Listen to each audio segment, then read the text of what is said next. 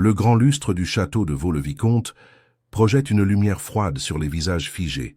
200 invités retiennent leur souffle, et au centre de tout, immobile, droit comme un mur de pierre, les mains posées sur les roues de son fauteuil comme s'il tenait les rênes d'un empire, se trouve Renaud Delacroix, 38 ans. Costume bleu nuit taillé sur mesure, chemise blanche, col ouvert, un visage sculpté par des années de décisions impossibles, de nuits sans sommeil et d'une douleur que personne dans cette salle n'a jamais voulu comprendre. Il avance, pas à pas, ou plutôt roue après roue, dans l'allée centrale de la salle de réception, pendant que les murmures fusent des deux côtés comme des petites lames invisibles. Il les entend, il les a toujours entendus. Ce n'est pas la chute qui brise, c'est le regard des autres. Et quelque part au fond de la salle, une femme le regarde arriver. Elle porte une robe bordeaux. Elle tremble légèrement. C'est elle qui l'a invité. Et personne ne comprend encore pourquoi. Il y a 3 ans, Renaud Delacroix était ce que les journaux économiques appellent un prédateur bienveillant. Fondateur de 3 entreprises tech à Lyon, propriétaire d'un appartement avenue Foch à Paris et d'une maison secondaire à Cassis avec vue directe sur la Méditerranée. Il n'avait pas d'ennemis déclarés, seulement des gens qui lui souriaient en face et parlaient dans son dos. Il n'avait pas non plus de femme, pas depuis Valérie. Valérie qu'il avait quittée 6 semaines après l'accident. L'accident s'était produit un mardi de novembre, sur l'autoroute A6, à 22h14.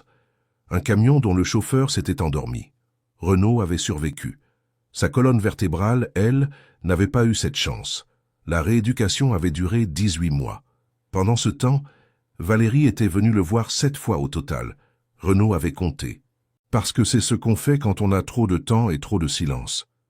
La 8e fois, elle était venue avec une valise et des yeux qui ne savaient plus où se poser.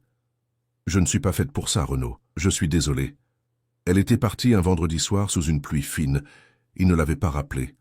Ce n'est pas la chute qui brise, c'est le regard des autres. Depuis, il avait reconstruit son empire à distance.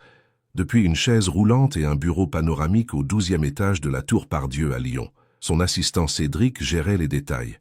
Renaud, lui, gérait les décisions. Il avait appris à transformer la douleur en efficacité, la solitude en concentration. Il n'assistait plus jamais à des événements sociaux, jamais. Jusqu'à ce coup de téléphone, un mardi matin, il y a exactement 17 jours. « Monsieur Delacroix, vous ne me connaissez pas. Je m'appelle Delphine, Delphine Aubert. Nous avons un ami commun, Thierry Marchand. J'ai besoin de vous demander quelque chose d'inhabituel. » Sa voix était ferme, mais il y avait quelque chose en dessous, une fissure, minuscule, que les gens qui ont l'habitude de cacher leur peur reconnaissent immédiatement. Renaud avait raccroché 2 fois avant de rappeler.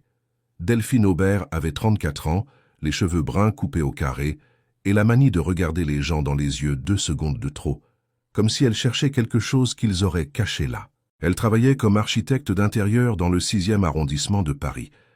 Elle n'était pas riche, mais elle vivait bien.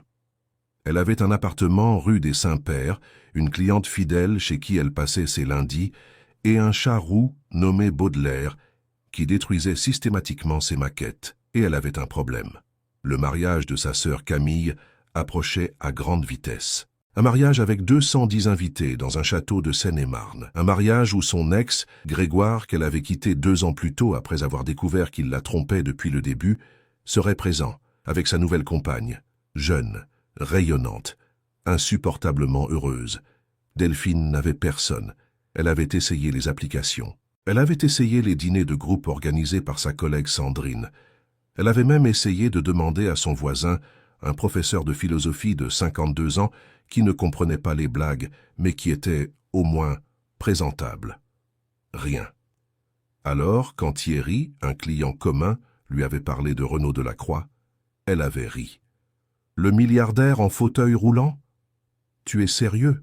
Il est impressionnant, Delphine, et il ne sortira jamais d'une situation sociale embarrassée, crois-moi. » Elle avait ri encore, puis elle avait réfléchi toute la nuit. Ils s'étaient rencontrés dans un café du quartier des Brotteaux, à Lyon, un jeudi après-midi. Renaud était arrivé 5 minutes en avance. Il arrivait toujours en avance depuis l'accident parce que les imprévus logistiques lui avaient appris que le temps est une ressource qu'on ne peut pas se permettre de gaspiller. Il l'avait regardé entrer et n'avait rien dit pendant 10 secondes. « Vous êtes plus direct au téléphone », avait-il dit finalement. Et vous êtes plus intimidant en personne, avait-elle répondu. Un silence. Donc, vous voulez un cavalier pour le mariage de votre sœur pour rendre votre ex jaloux. Je veux quelqu'un qui ne me regarde pas avec pitié, et quelqu'un que personne n'osera snober. Et vous pensez que je corresponds aux deux critères. Je pense que vous êtes la dernière personne au monde qu'on pourrait regarder avec pitié. Ce n'est pas la chute qui brise, c'est le regard des autres. Renaud avait posé sa tasse. Il l'avait regardée une longue seconde avec quelque chose qui ressemblait, pour la première fois depuis des mois, à de la curiosité réelle. Je viens. Mais vous me devez un dîner honnête après, pas pour les mondanités, pour la conversation. Elle avait souri malgré elle, marché conclu. Le soir du mariage, Renaud avait compris en franchissant les portes du château que la situation allait être plus compliquée que prévu. Ce n'était pas à cause du lieu, le château était parfaitement accessible. Cédric avait vérifié. Ce n'était pas à cause des regards. Il y était habitué depuis 3 ans. Il avait appris à les laisser glisser sur lui comme de l'eau sur du marbre. C'était à cause de la façon dont Delphine l'avait attendu à l'entrée. Elle portait une robe bordeaux. Elle avait les mains légèrement croisées devant elle, et ce tremblement imperceptible qu'il avait entendu dans sa voix au téléphone, il le voyait maintenant sur ses lèvres, sur la façon dont elle serrait imperceptiblement les doigts. Elle avait peur, vraiment peur. Pas de lui, de la salle entière. « Il est là, dit-elle à mi-voix en s'approchant. Grégoire, avec elle. Elle est.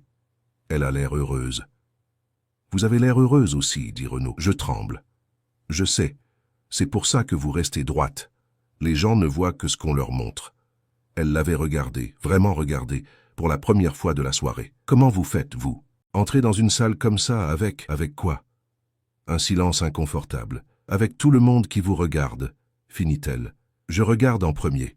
Ça change tout. » Ils étaient entrés ensemble. Renaud avait avancé dans l'allée centrale sans ralentir, sans baisser les yeux, la tête haute et les épaules larges. Une présence qui occupait l'espace d'une façon que beaucoup d'hommes valides n'arriveraient jamais à égaler. Delphine marchait à sa gauche, et quelque chose d'étrange s'était produit.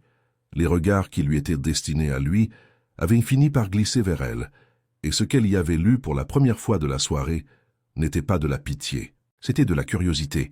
Qui est-elle pour marcher ainsi à côté de cet homme-là? Ce n'est pas la chute qui brise, c'est le regard des autres. Et ce soir, pour la première fois, le regard des autres était différent. Pendant le dîner, ils avaient parlé, vraiment parlé.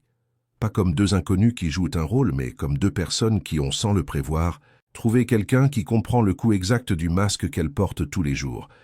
Il lui avait parlé de Cassis, de la terrasse au-dessus de la mer où il aimait travailler le matin avant que tout change.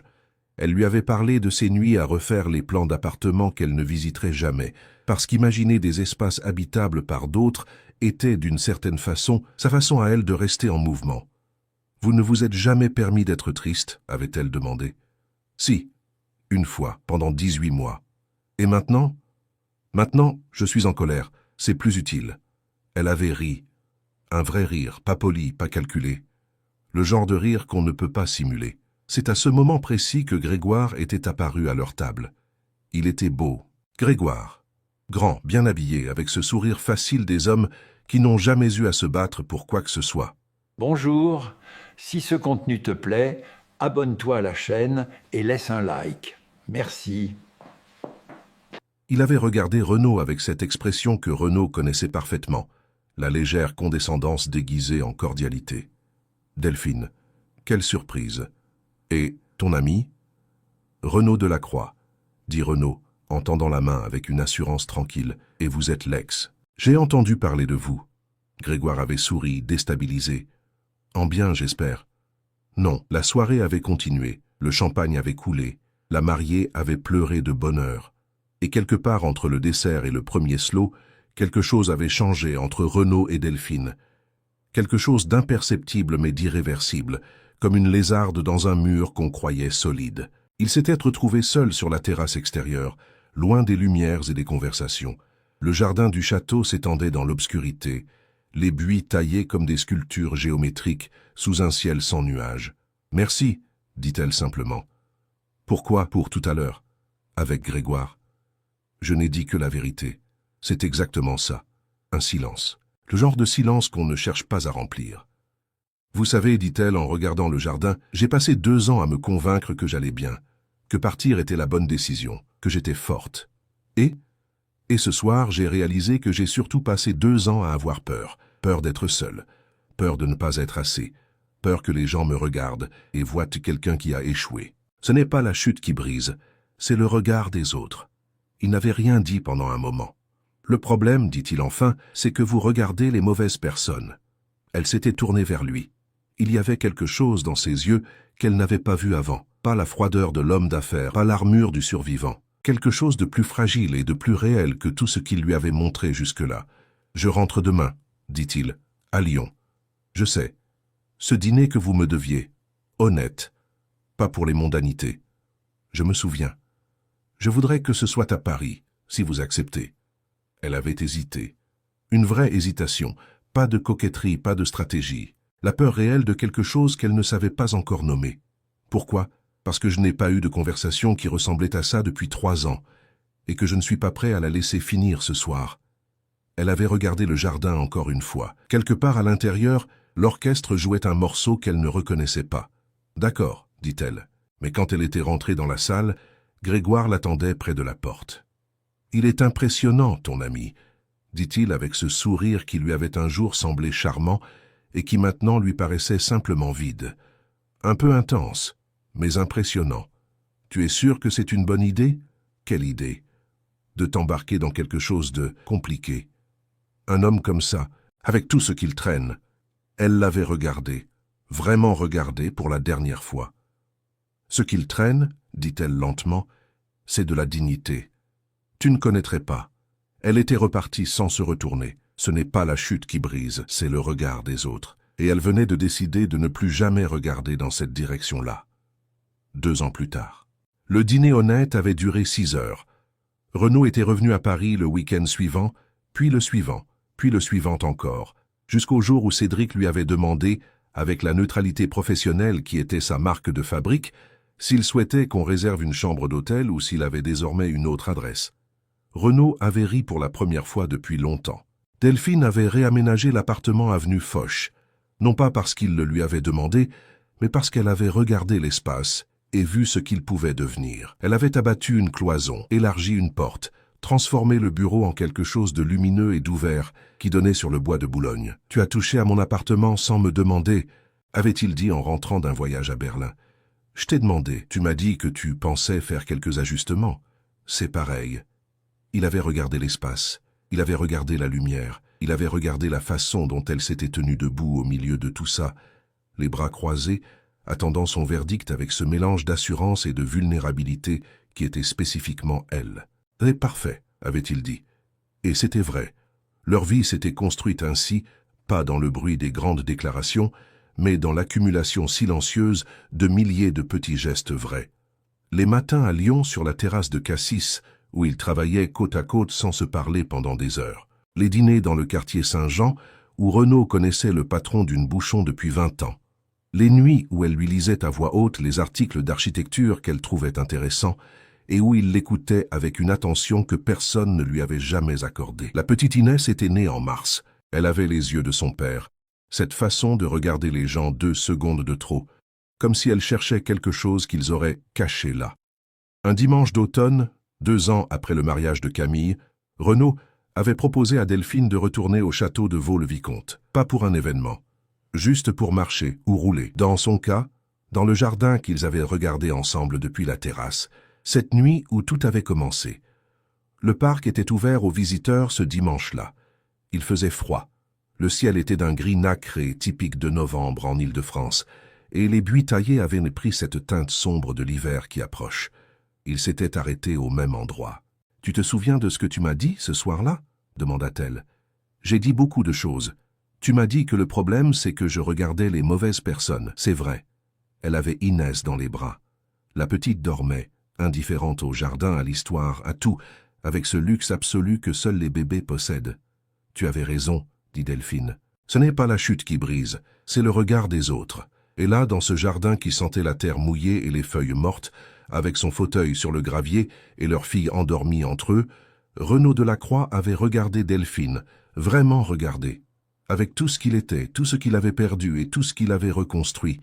Et il avait pensé que le regard qui comptait, finalement c'était celui-là, celui qu'on choisit, celui qu'on mérite, celui qui reste. Si cette histoire vous a touché, laissez un commentaire avec le mot « Schwass » et dites-nous, est-ce que vous avez déjà regardé quelqu'un différemment après avoir appris ce qu'il avait traversé? Votre réponse pourrait changer la façon dont quelqu'un lit les commentaires ce soir. Et si vous voulez soutenir ces histoires, le bouton Super Thanks est juste en dessous. Chaque contribution nous permet de continuer à raconter des amours qui ressemblent à la vraie vie.